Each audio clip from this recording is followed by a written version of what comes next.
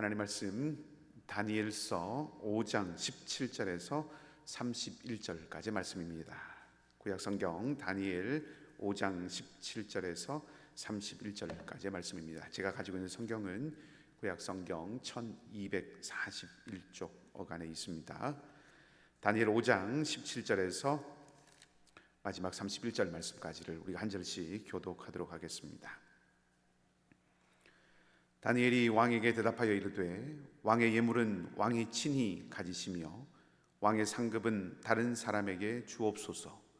그럴지라도 내가 왕을 위하여 이 글을 읽으며 그 해석을 아뢰리이다. 왕이여, 지극히 높으신 하나님이 왕에 붙인 느부갓네살에게 나라와 큰 권세와 영광과 위엄을 주셨고 그에게 큰 권세를 주셨으므로 백성들과 나라들과 언어가 다른 모든 사람들이 그의 앞에서 떨며 두려워하였으며 그는 임의로 죽이며 임의로 살리며 임의로 높이며 임의로 낮추었더니 그가 마음이 높아지며 뜻이 완악하여 교만을 행함으로 그의 왕위가 패한 바 되며 그의 영광을 빼앗기고 사람 중에서 쫓겨나서 그의 마음이 들짐승의 마음과 같았고 또 들나귀와 함께 살며 또 소처럼 풀을 먹으며 그의 몸이 하늘 이슬에 젖었으며 지극히 높으신 하나님이 사람 나라를 다스리시며 자기의 뜻대로 누구든지 그 자리에 세우시는 줄을 알기에 이르렀나이다. 벨사살 왕이여, 왕은 그의 아들이 되어서 이것을 다 알고도 아직도 마음을 낮추지 아니하고 도리어 자신을 하늘의 주제보다 높이며 그의 성전 그릇을 왕 앞으로 가져다가 왕과 귀족들과 왕후들과 후궁들이 다 그것으로 술을 마시고 왕이 또 보지도 듣지도 알지도 못하는 금, 은, 구리, 쇠와 나무, 돌로 만든 신상들을 찬양하고 도리어 왕의 호흡을 주장하시고 왕의 모든 길을 작정하시는 하나님께는 영광을 돌리지 아니한지라. 이러므로 그의 앞에서 이 손가락이 나와서 이 글을 기록하였나이다. 기록된 글자는 이것이니 곧 메네 메네 데겔 우바르신이라. 그 글을 해석하건대 메네는 하나님이 이미 왕의 나라의 시대를 세워서 그것을 끝나게 하셨다 함이요, 데겔은 왕을 저울에 달아보니 부족함이 보였다 함이요, 베레스는 왕의 나라가 나뉘어서 메대와 바사 사람에게 준 바 되었다 함이니이다 하니, 이에 벨사살이 명하여 그들이 다니엘에게 자주색 옷을 입히게 하며 금사슬을 그의 목에 걸어주고 그를 위하여 조서를 내려 나라의 셋째 통치자로 삼으니라. 그날 밤에 갈대아 왕 벨사살이 죽임을 당하여 함께 읽습니다. 메대 사람 다리오가 나라를 얻었는데 그때의 다리오는 62세였더라. 아멘. 벨사살 왕이 성전에 그릇을 가져다가 술을 부어 마시면서 자신의 힘과 영광을 도가 지나치게 과시하고 있을 때 손가락이 나타나서 벽에 글씨를 쓰지요. 그 일로 말미암아서 다니엘이 왕 앞에 불려옵니다. 이것이 어제까지의 본문의 내용이고요. 오늘은 다니엘이 불려와서 왕에게 그 글씨를 해석해 주는 장면입니다. 오늘 본문에서 아주 눈에 띄는 말 한마디가 있습니다. 22절 말씀을 보면 다니엘이 벨사살 왕에게 하는 말입니다. 벨사살이여, 왕은 그의 아들이 되어서 이것을 다 알고도 아직도 마음을 낮추지 아니하고. 부왕인 이 느부갓네살이 왕위에서 쫓겨나서 짐승처럼 살았던 시절이 있었습니다. 느부갓네살은 이 일을 통해서 하나님께서 나라를 다스리시고 주권을 가지신 분이다라고 하는 것을 분명하게 깨닫고 온 나라에 이제 조서를 내려서 그 하나님을 섬기라고 공포를 했지요. 내일 말씀을 통해서도 우리가 살펴보겠지만 벨사살은 이것을 알고도 성전의 그릇을 가져다가 사사로이 함부로 사용함으로 인해서 하나님을 업신여겼고, 지금 다니엘은 그런 왕을 아주 신랄하게 책망하고 있는 것입니다. 이 벨사살 왕의 모습을 보면 사람이 얼마나 어리석은 존재인지를, 또 부와 권세와 힘과 세상 영광에 사로잡히거나 빠져서 자신을 잃어버리게 되면 사람이 얼마나 교만해질 수 있는지를 우리가 알 수 있습니다. 이 오만한 이 벨사살 왕의 운명은 죽음이었습니다. 모든 것을 알고도 마음을 낮추지 않은 벨사살, 이 벨사살의 잔치의 끝은 비극이었습니다.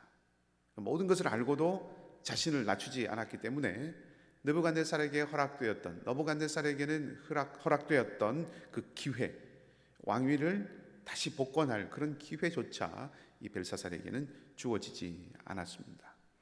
하나님이 주권자이시다라고 하는 것을 들어서 알고 있지만, 그러나 그것을 자신의 것으로, 자신의 고백으로 삼지 못하고 오히려 무시했기 때문에 더욱 엄중한 심판이 임한 것이죠. 교만한 왕 벨사살의 화려한 그 과시, 이 과시의 끝은 돌이킬 수 없는 상실이 되어버렸고, 어리석고 오만한 사람의 이 영광은 그 끝이 죽음과 패망이 되어버렸습니다. 보고도 배우지 못하고 겪고도 깨닫지 못하는 그런 어리석음이 이 벨사살을 뒤덮고 있다라고 하는 거죠. 보왕이었던 느부갓네살의 그 경험이 벨사살에게는 아무런 의미가 없었습니다. 이런 것을 보면 사람이 참 이해하기 어렵다. 그 정도의 어떤 상황들과 그 정도의 이야기와 그 정도의 경험은 비록 간접적이라고 하더라도 그 사람에게 무엇인가 교훈이나 혹은 어떤 가르침을 분명히 주었을 텐데, 그것 아무 의미 없이 그렇게 시간들을 지내는 그런 모습들을 보면서 참 이해하기 어렵다라고 하는 그런 생각도 하게 되지만, 동시에 이것이 사람이로구나 하는 그런 생각도 갖게 되지요. 교만이라고 하는 것은 과거로부터 배우지 않는 것입니다. 과거라고 하는 것은 오늘과 내일을 위한 좋은 스승입니다. 삶이라고 하는 것, 우리의 인생이라고 하는 것, 우리의 인생길이라고 하는 것은 지도를 보고 걸어가는 여행길이 아니죠. 그 나침반을 들고 걸어가야 하는 길입니다. 우리 손에 있는 나침반은 여러 가지가 있겠지만 그 가운데 하나는 과거, 곧 역사라고 할 수가 있습니다. 역사를 오래된 새길이라고 그렇게 부르기도 하죠. 오래되었다고 하는 것은 과거이기 때문입니다. 근데 그것이 어떻게 새길이 됩니까? 과거가 발판이 되고 과거로부터 얻은 교훈이 내일을 맞이하는 지혜가 되기 때문입니다. 그래서 역사를 오래된 새길이다, 그렇게 이야기합니다. 지혜를 담고 있는 성경 가운데 잠언이 있습니다. 잠언을 보면 아들아 라고 하는 표현, 내 아들아 라고 하는 그런 표현들이 자주 등장을 합니다. 그 잠언이 아버지가 아들에게 주는 그런 교훈, 부모가 자녀에게 주는 교훈이라는 것이죠. 무엇을 의미합니까? 아버지, 어머니, 부모는 과거이고 아들은 현재입니다. 과거가 주는 교훈, 아들은 미래라고 할 수도 있겠죠. 지나온 날들이 지금과 다가올 날들을 위해서 주는 교훈, 그것을 잘 받는 것이 지혜이다 라고 하는 것을 말해주는 거지요. 그렇기 때문에 우리는 지난 날을 하찮게 여겨서는 안 됩니다. 과거를 해석하고 그것을 디딤돌로 삼을 줄 알아야 한다는 거죠. 그러기 위해서는 무엇보다 해석하는 힘을 길러야 합니다. 과거 속에서 보아야 하고 또 들어야 하고 알아야 하고 기억해야 할 것을 놓치지 않고 그것을 볼 수 있고 또 읽어내야 하는 것들을 읽을 수 있는 그런 눈이 있어야 한다 하는 거죠. 그 해석하고 해석하는 그 힘이 오늘과 내일을 살아가게 하고 지탱하게 하는 것입니다. 이건 훈련이 필요한 일이죠. 그리고 하나님의 은혜가 무엇보다 하나님의 은혜가 필요한 일입니다. 왜냐하면 우리가 어떤 눈으로 보고 어떻게 읽느냐에 따라서 해석이 달라지고 또 해석이 달라지면 교훈이 달라지고 얻는 것이 달라지기 때문입니다. 그것이 달라지면 오늘과 내일이 또 달라지는 것이죠. 그렇기 때문에 무엇보다 하나님의 은혜가 필요합니다. 하나님께서 보게 하시고 하나님께서 읽게 하시고 하나님께서 듣게 하시는 것을 들을 수 있어야 한다는 거죠. 그래서 기도해야 하는 것입니다. 성령께서 조명해 주시기를, 성령께서 깨닫게 해주시기를, 성령께서 보게 해주시기를 기도해야 하는 거죠. 그래서 구해야 하는 것입니다. 동시에 묵상해야 합니다. 말씀의 빛으로 지나온 날들을, 내 삶을 비출 수 있어야 하고 성찰할 수 있어야 하고 이 시대를 읽어내야 하는 것이죠. 이것을 어제 묵상잔치에서 박 목사님도 말씀하셨지만 하나님을 읽을 뿐만 아니라 사람을 읽고 시대를 읽고 자신을 읽고 이웃을 읽는 것이죠. 그것이 묵상입니다. 그것이 우리를 겸손의 자리로 이끌고 지혜의 자리로 인도한다는 것입니다. 말씀이 우리를 읽고 말씀이 이 시대를 읽고 말씀이 세상을 읽을 때, 말씀이 지나온 시간들을 읽을 때 우리는 마땅한 태도를 취할 수가 있다는 겁니다. 그런 면에서 오늘 이 다니엘이 벨사살 왕에게 하는 이 책망은 성전의 그릇을 가져다가 함부로 사용한, 다시 말하면 당장의 눈에 드러난 하나님을 업신여긴 이런 벨사살의 어리석은 행동, 하나님을 업신여기는 이런 행동에 대한 책망이기도 하지만 근본적으로는 부왕인 느부갓네살의 경험들, 그것을 통해서 말씀하시던 하나님의 메시지, 다시 말하면 과거로부터 배우지 못하는 그 어리석음에 대한 책망이라고 할 수도 있다는 것입니다. 그렇다면 결국 이 벨사살이 배워야 했던 그 과거로부터 배워야 했던 것은 무엇이었을까요? 그것은 오늘 본문에도 말하고 있지만 어떤 권력도 어떤 권세도 제멋대로 사용하도록 허용된 것은 없다 하는 것입니다. 느부갓네살이 쫓겨나고 다시 돌아오는 그런 일을 통해서 권세가, 힘이, 권위와 주권이 오직 하나님께 있고 세상의 모든 힘과 권세는 하나님의 다스림을 드러내는데 쓰여야 한다라고 하는 것을 분명하게 말씀하셨는데 벨사살은 바로 그것을 배워야 했다 하는 것이죠. 그것은 앞에서 우리가 묵상하면서 확인했던 것처럼 정의를 행하고 가난하고 연약한 자에게 자비를 베푸는 것입니다. 다니엘도 그것을 느부갓네살 왕에게 조언을 했지요. 그것이 왕의 할 일이라고 느부갓네살에게 말했습니다. 하나님 앞에서 자신을 낮추고 백성들 앞에서 자신을 낮추지 않으면 자신이 가지고 있는 그 권력에 의해서 결국은 스스로를 패망의 길로 가게 하는 겁니다.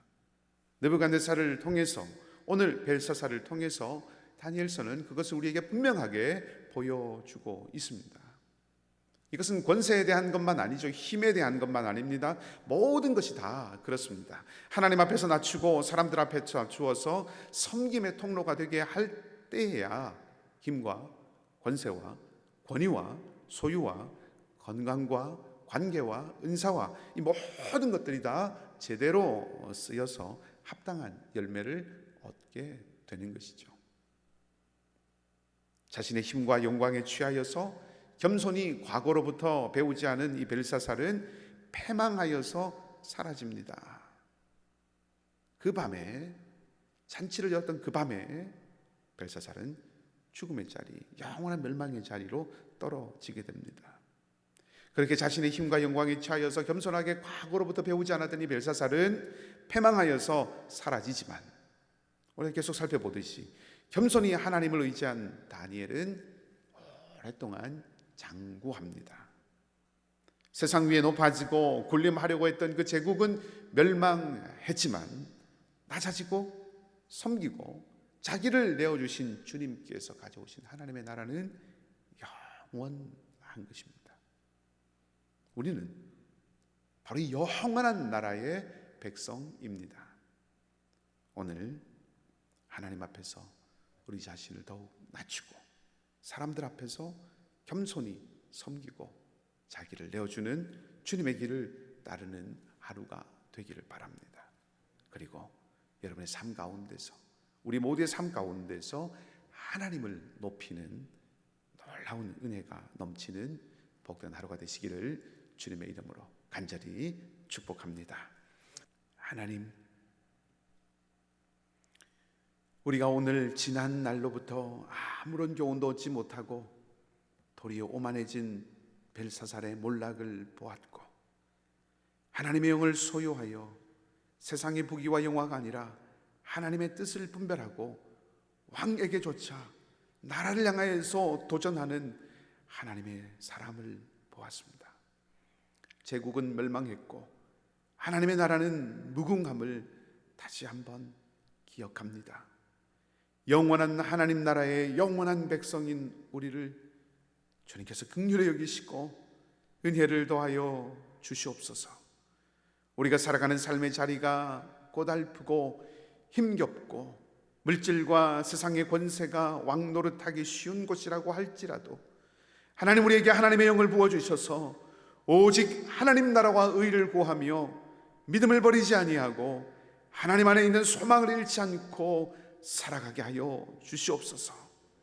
연약한 교우들을 위하여서 하나님이 아침에 마음을 낮추어서 우리가 함께 기도하였습니다. 이제도 기도합니다. 주님의 능하신 손길로 오늘도 함께하여 주시되 하나님 마음을 붙들어 주시고 생각을 지켜주시고 몸을 어루만져 주셔서 흔들리지만 넘어지지 않게 하시고 미끄러질지언정 엎드러지지 않게 하여 주시옵소서.